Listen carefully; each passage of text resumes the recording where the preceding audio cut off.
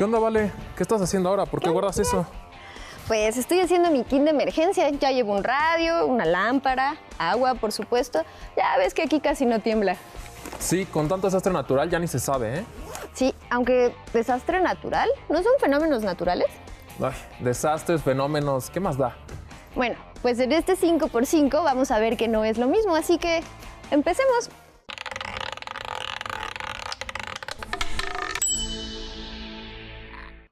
Y ahora que veo que estás haciendo tu kit, creo que tal vez yo debería hacer el mío, ¿eh? ¿Crees que un martillo me sirva? Pues seguro. Pues ya ves que en México siempre está temblando. Sí, seguro te va a ayudar. Oye, y si ya sabemos que el país se encuentra en una zona de sismos y todo, pero ¿por qué tiembla tanto? Eureka, ¿tú sabes qué onda con eso? Hola, Vale, estoy en eso. De acuerdo a la información que estoy consultando, tiene que ver con el cinturón de fuego. ¿Cinturón de fuego? ¿Qué es eso?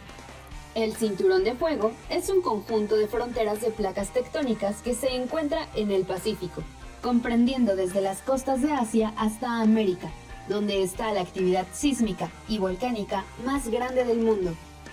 Miren, vean este mapa. Ah, con razón, siempre tiembla. Pues con mayor razón ya voy a empezar con mi kit, ¿eh? Y que todos los dioses viejos y nuevos nos amparen. Cosmovisiones. Que los dioses nos amparen, lo dirás de broma, ¿eh? Pero muchas civilizaciones antiguas compartían la idea de proveer a los seres superiores la virtud de decidir lo que pasa con nosotros. Bueno, las civilizaciones antiguas y las modernas. Bueno, además tú me dijiste que algunas culturas precolombinas le atribuían a los fenómenos naturales, como a los eclipses y a los sismos, características negativas. ¡Ay, qué padre! ¿Te acuerdas de eso? Claro, siempre me acuerdo de lo que me dices, pues ¿qué crees? No. Como por ejemplo, que los mexicas estaban seguros de que el mundo se iba a acabar gracias a los sismos o a los eclipses. Ay, me da mucho gusto que lo recuerdes. Y de hecho sí, su explicación de por qué tiembla está bien padre. Decían que cuando Tlahuizcalpantecutli, que era la personificación del astro que también conocemos como Venus, desaparecía en el horizonte, caminaba en plena oscuridad hasta aparecer al día siguiente. Pero a veces se tropezaba y su caída pues hacía que temblara. Pues ¿cómo no se iba a tropezar? Caminar en la oscuridad es súper difícil. Bueno, lo interesante de todo esto es que desde hace muchísimo tiempo existe la necesidad de explicar los fenómenos naturales de gran fuerza que nos afectan.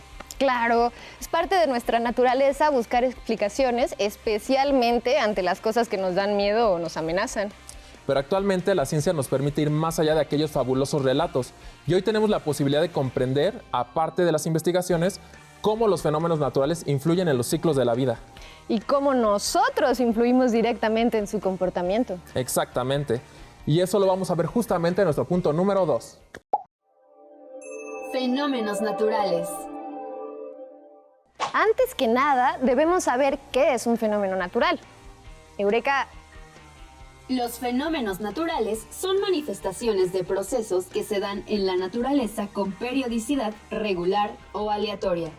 Estos pueden ser graduales, casi imperceptibles o bien muy intensos, como un huracán o el impacto de un gran meteorito.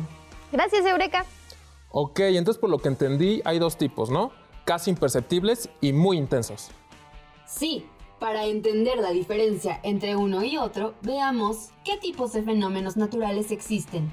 Son los procesos que se manifiestan fuera de la atmósfera terrestre. Ok, pero ¿a poco eso nos afecta? Sí, ¿cómo es que nos afecta? Eureka, ¿nos puedes dar un ejemplo, porfa? Claro, un ejemplo muy común de fenómeno astronómico que se relaciona de manera directa en nuestras vidas son los tan conocidos meteoros. Estos pueden o no llegar a colisionar con algún planeta como la Tierra. Claro, pregúntale a los dinosaurios, ¿y no? Otros son los fenómenos climáticos, que ocurren dentro de la atmósfera, como lluvias, nevadas, ciclones, entre otros más. Esta clase de fenómenos en particular es responsable en gran medida de regular el clima en la Tierra. Supongo que el principal responsable de este tipo de fenómenos es el ciclo del agua, ¿no? Ya sabes, Vale, la energía la aporta el sol, que promueve la evaporación del agua y su movimiento por el planeta. También juega un papel importante la vegetación, ya que controla la temperatura del suelo y la capacidad de absorber la energía del sol. Regula el clima, pero pues también puede ocasionar ciclones, ¿no? Y patrones de lluvia intensos, granizadas y otros fenómenos que son de alta intensidad y pueden llegar a ser peligrosos. También tenemos los fenómenos geológicos. Estos suceden tanto en la corteza terrestre como en las capas más profundas de la Tierra. Son los movimientos que experimentamos a través de sismos y a plazos más largos, el desplazamiento de las placas tectónicas o la deriva continental. Y estos son la razón por la que estamos haciendo nuestros kits de emergencia. Pues supongo que sí, Julián. Otro fenómeno geológico es el afloramiento de magma que produce la aparición de volcanes o bien la formación de islas, como el caso de Hawái, la cual hoy en día sigue en proceso de formación. Los fenómenos geológicos resultan ser los responsables de darle vida y forma al relieve de nuestro planeta. Oye, Eureka, ¿y los tsunamis?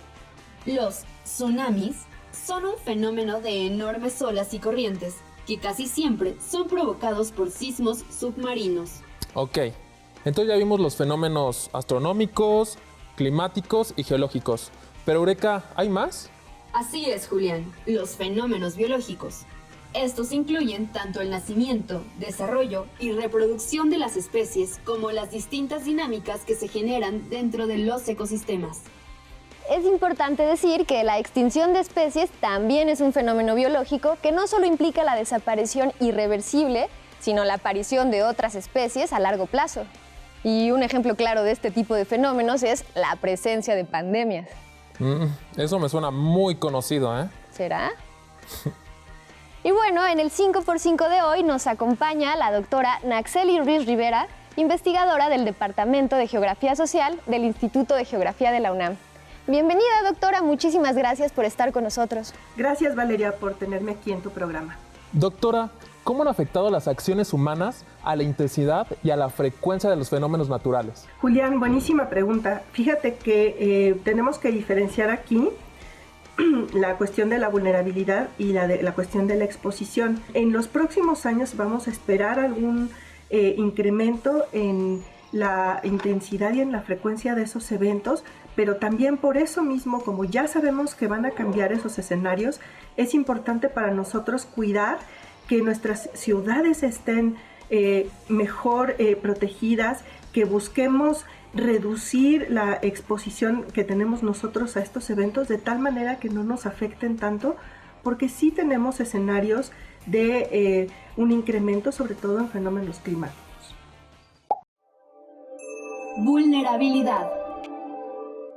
Y ahora que ya entendimos más o menos qué son los fenómenos naturales y cómo los hemos afectado, pues lo que nos queda es hacerle frente a sus consecuencias que, desgraciadamente, muchas veces son devastadoras. Pero eso no es novedad, ¿vale? Desde siempre, las diferentes culturas han encontrado la manera de hacerlo.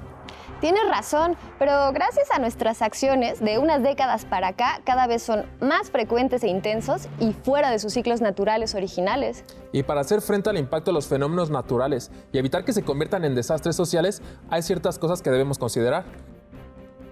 Por un lado está todo lo que se puede hacer para mitigar los fenómenos y así evitar que se generen con mucha fuerza, convirtiéndose en verdaderos desastres. Otro es prevenir y reducir la vulnerabilidad de las personas y de nuestros ecosistemas. Y finalmente, la recuperación, que son todas las acciones que llevamos a cabo después de ocurrido el desastre. No podemos evitar que sucedan ni saber cómo serán estos fenómenos, pero sí podemos disminuir sus efectos y conocer qué es lo que está en riesgo de nuestra sociedad. Por lo tanto, podemos idear planes para hacerles frente, bueno, en la medida de lo posible. Los fenómenos naturales intensos se convierten en amenazas para nosotros si es que vivimos en lugares donde estos se presentan. Por ejemplo, si construimos cientos de casas en el cauce de un río y en una tormenta el agua se encuentra su camino. Además, el problema se agrava enormemente cuando no tenemos la capacidad ni de reaccionar rápidamente ni de recuperarnos del desastre. Desafortunadamente, existen poblaciones más vulnerables que otras. En México tenemos un grado considerable de exposición a las amenazas, Por ejemplo, tenemos océano de ambos lados del país en una latitud donde los ciclones tropicales suceden de manera natural. Y cada vez hay más ciudades y comunidades que viven en las costas. Y si en un pueblo costero se cortaron todos sus mangles para poner construcciones, pues se destruyó una barrera natural que protegía contra los ciclones. Y como ya vimos, en la costa del Pacífico se encuentra el cinturón de fuego. Y también se padece una vulnerabilidad económica en muchos sentidos. Oye, pero ¿cómo podemos conocer realmente el impacto de esta vulnerabilidad? Eureka. Una forma de hacerlo es midiendo los impactos económicos que han afectado al país. Les muestro esta tabla.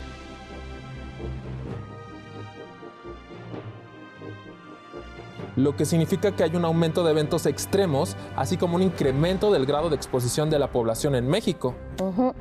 Las personas y las comunidades necesitamos recursos y conocimiento para hacer frente a los fenómenos, pero no solo hablamos de recursos físicos y materiales, sino también de la capacidad de organizarnos para hacer frente a estos fenómenos y para poder recuperarnos de ellos. Claro que sí, Vale. Desde hace décadas, el estudio del impacto de los desastres sociales y las condiciones de vulnerabilidad han interesado a los investigadores sociales en otros países.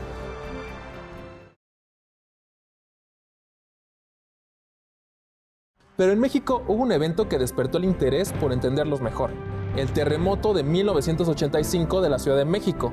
Claro, en este terremoto se cayeron cientos de edificios y miles de personas quedaron atrapadas en los escombros.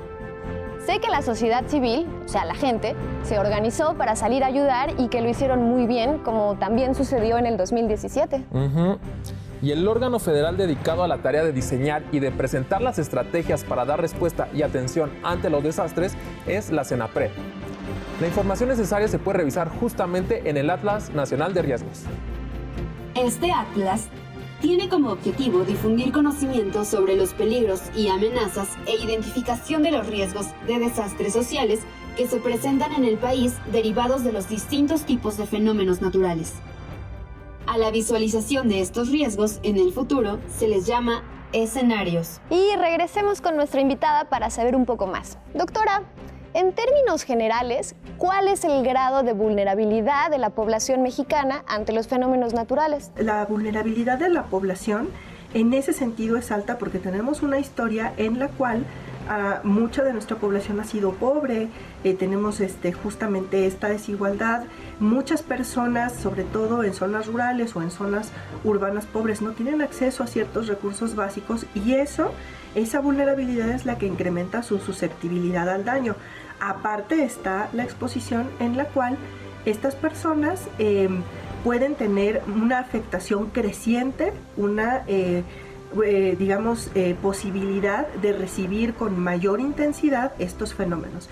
Y en ese sentido la combinación entre exposición y vulnerabilidad es bastante preocupante para el caso de la población y tenemos que abordar esto de una forma prioritaria e integral, atendiendo esos dos aspectos al mismo tiempo. Antes de continuar con este 5x5, ha llegado el momento de irnos a un breve corte. Y recuerden escribirnos a nuestras redes sociales.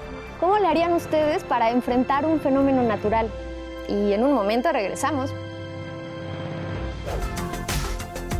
Estamos de regreso en este 5x5, fenómenos naturales, desastres sociales, justamente para ir a nuestro punto número 4. Desastres sociales y sus consecuencias. En la historia de México han existido varios desastres inolvidables, como la gran inundación de 1626, los sismos de 1985 y del 2017, o el encontronazo entre los ciclones tropicales Ingrid y Manuel en el 2013. Estos son eventos que nos recuerdan que estos sucesos siempre ocurrirán y cada uno de estos traerán sus consecuencias.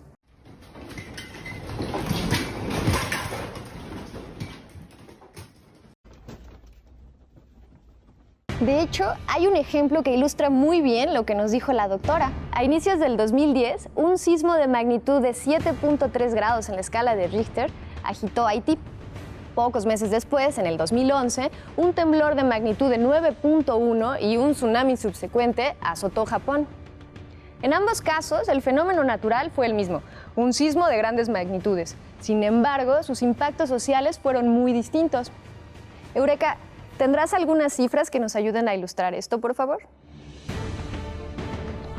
Claro que sí, vale. En Haití murieron más de 230,000 personas y hubo cerca de 2 millones de personas afectadas. En Japón fallecieron 20,000 personas y 500,000 fueron evacuadas. Los costos relacionados a este desastre en cada nación también fue muy desigual, justo como lo muestro en la pantalla.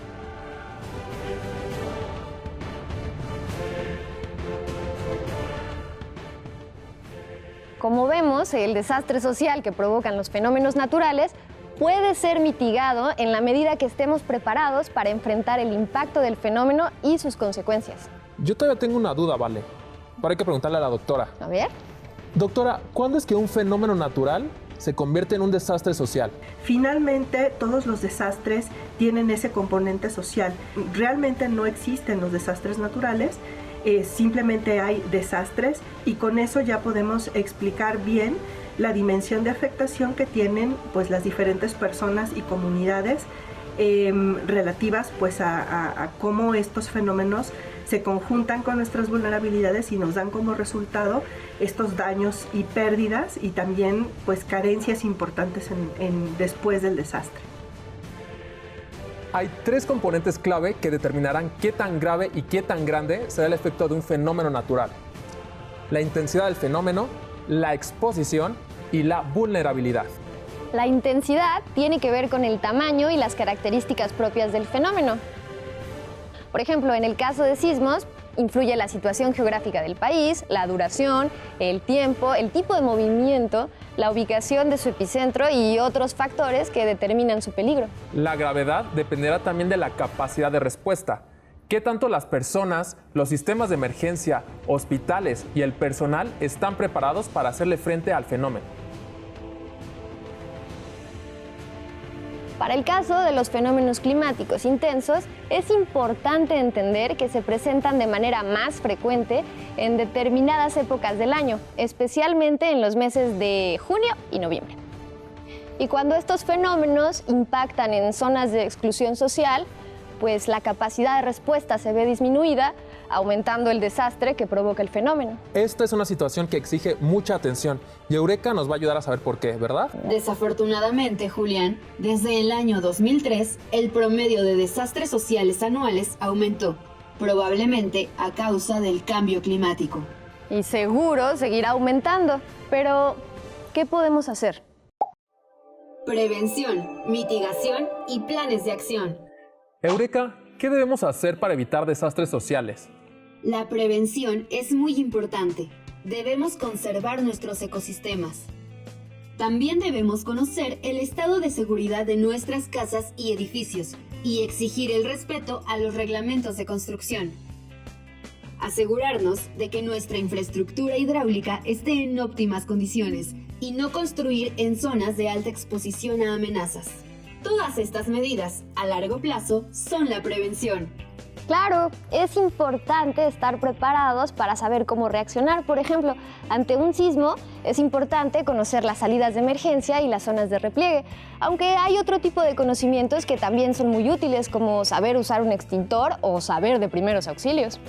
Y también conocer las necesidades de nuestros vecinos vulnerables. Por ejemplo, las personas de la tercera edad, en situación de discapacidad o con cualquier problema de movilidad, para asegurarnos de que todos estemos bien en caso de una emergencia. Y para eso es que sirven los simulacros. Claro, prepararnos, ser solidarios con los demás y conservar la calma son aspectos fundamentales para enfrentar una emergencia. Y ahora es momento de pasar a otras actividades que han hecho a los seres humanos que tienen que ver con los fenómenos naturales. ¿Cómo cuáles? Pues como por ejemplo la influencia que esto ha tenido en la cultura, ¿vale? Fenómenos naturales y cultura. Es momento de empezar con la sección palomera de 5x5. Al inicio del programa hablamos de que muchas civilizaciones le daban a seres superiores el poder de ocasionar todos los fenómenos naturales, ¿recuerdas? Sí, lo recuerdo. Y ya que hablamos de terremotos, conozco un relato de la mitología nórdica. ¿Ah, sí? A ver, platica. Mira, muchos conocemos a Loki, ¿no? Por ser un personaje muy popular en las películas de Marvel. O también sale en la de la máscara, es el que le da el poder a Jim Carrey. Justo, pues en la mitología, a causa de uno de sus engaños, fue condenado a pasar una eternidad atado a 3 rocas dentro de una cueva, poniendo sobre su cabeza un gran número de serpientes que destilaban veneno pues sobre él. Afortunadamente, su esposa Sijin se ponía a su lado y con una vasija impedía que el veneno le diera directamente, pero cuando había que vaciarla, el veneno pues le caía en el rostro y este se estremecía de tal manera que generaba terremotos a lo largo de la tierra.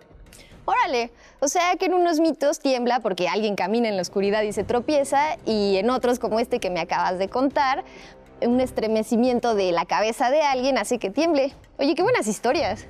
Bueno, aunque también hay muchas buenas en el cine, ¿eh?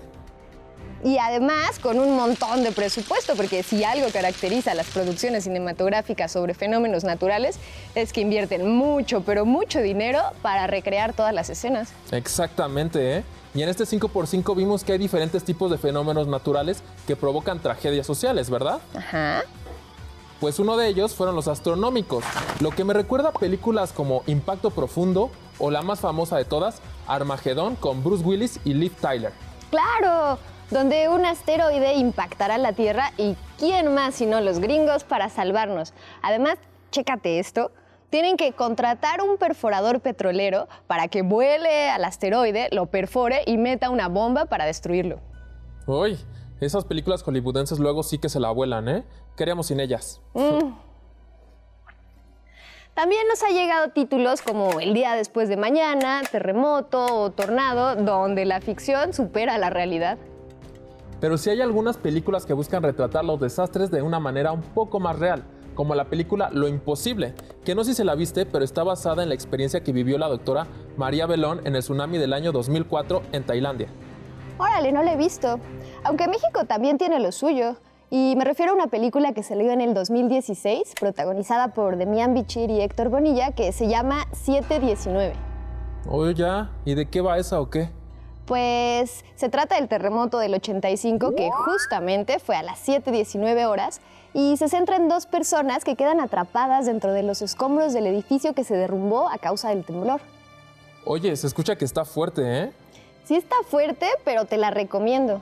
Aunque si eres claustrofóbico hay que verla con cuidado porque prácticamente toda la película se desarrolla con los protagonistas metidos entre los escombros y a mí la verdad sí me dio un poquito de ansiedad. Uy.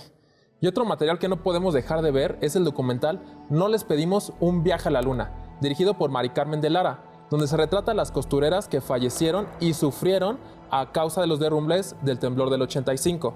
Y a muchas de ellas los patrones se negaron a pagarles indemnización, ¿puedes creerlo? Incluso este documental ganó un Ariel A, Mejor Mediometraje Documental, en el año 1986. Órale, gracias por ese dato, Eureka. Y la literatura también ha hecho su parte a estos temas. Por ejemplo, Elena Poniatowska escribió un libro llamado Nada, Nadie, las voces del temblor, donde recupera los testimonios de algunos sobrevivientes de este lamentable evento. Y ahora con el tema del coronavirus, yo leí un libro del autor George Stewart llamado La Tierra Permanece. Me vino a la mente porque trata de un virus que mutó a tal grado que mata a los seres humanos en solo unos días y además se propaga súper rápido. En esta historia, solo unos pocos afortunados sobreviven a la pandemia porque resulta que son inmunes naturalmente. Uy. Aunque bueno, también hay algunas cosas buenas que recordamos de los desastres, como la solidaridad de la gente en el temblor del 2017 o a la superheroína de 4 patas, Frida, ¿te acuerdas de ella? Claro que me acuerdo de ella, la labrador rescatista de la Secretaría de Marina. Por supuesto, ¿cómo olvidarla? Sí, de ella hubo de todo. Murales en edificios, ilustraciones, caricaturas, peluches y hasta una estatua que está en el estado de Puebla. Y hasta se pusieron de moda las botitas y los lentes de perro. Yo quería comprarles uno a mi mascota, la neta. Ay, ¿en serio? Sí, bueno, están chidas. Bueno, ¿qué más quisiéramos que seguir platicando de todos estos temas? Pero desafortunadamente el programa está llegando a su fin. Y antes de que algún fenómeno natural llegue y nos interrumpa, conozcamos un poco más a nuestra invitada. ¿Tienes algún escritor o libro favorito? No tengo un escritor favorito porque realmente me encanta leer y agarro de todo y en diferentes épocas de mi vida he agarrado de todo, pero de las escritoras que ahorita estoy leyendo y me encantan, me llegan mucho, es una que se llama Svetlana Alexievich, que ha escrito mucho sobre el régimen comunista y tiene un libro muy famoso sobre Chernóbil. Ese es el que te podría mencionar ahorita. ¿Qué sitio visitarías si no tuvieras ninguna restricción? Iría directo al Salar de Uyuni, en Bolivia, que es una formación geológica hermosa de diferentes sales en los Andes, y me parece que es un paisaje magnífico y que sería realmente lo que me gustaría vivir y experimentar en este momento. ¿Cuál es tu sonido favorito? Me encanta el sonido del mar, tan es así que cuando estoy así preocupada o tensa, tomo ese sonido y pongo videos del mar en mi computadora para poder escuchar y trabajar de manera mucho más calmada. ¿Qué personaje histórico te gustaría conocer? Me encantaría conocer a Florence Nightingale, me parece que era una pionera en entender la naturaleza humana y los cuidados y la solidaridad que se necesita, además de su profesionalismo y de la forma en la que ha influido en la salud de las personas. Le agradecemos mucho a la doctora Naxeli Ruiz Rivera por ayudarnos a entender cómo podemos prepararnos y afrontar los fenómenos naturales para que no se conviertan en desastres sociales. Muchas gracias, Valeria y Julián. Hasta la próxima y gracias al auditorio que siguió esta transmisión. El fenómeno llamado 5x5 ha llegado a su fin. Y recuerden que pueden ver el escenario completo en nuestro canal de YouTube de TV UNAM, donde estamos pendientes de todos sus comentarios y sugerencias, como por ejemplo, ¿usted ya tiene listo su kit de emergencia como Vale? Y si ya lo están preparando, recuerden que es recomendable tener a la mano los documentos de identidad y puede ser muy útil guardarlos en una bolsa de plástico resellable por si se moja. Y ante todo, es importante estar informado y atento a las indicaciones. Es bueno tener los celulares cargados, pero recordemos que la radio, aunque muchos ya no la escuchemos tanto, puede ser una herramienta importantísima de comunicación en caso de desastres. Bueno, y por fin yo ya tengo listo, en caso de cualquier cosa, mi kit. Muchas gracias, Vale. Muy bien, yo también ya estoy lista, pero sea como sea, el chiste es estar informados y alerta. Justamente, nos vemos la próxima semana en un nuevo 5x5.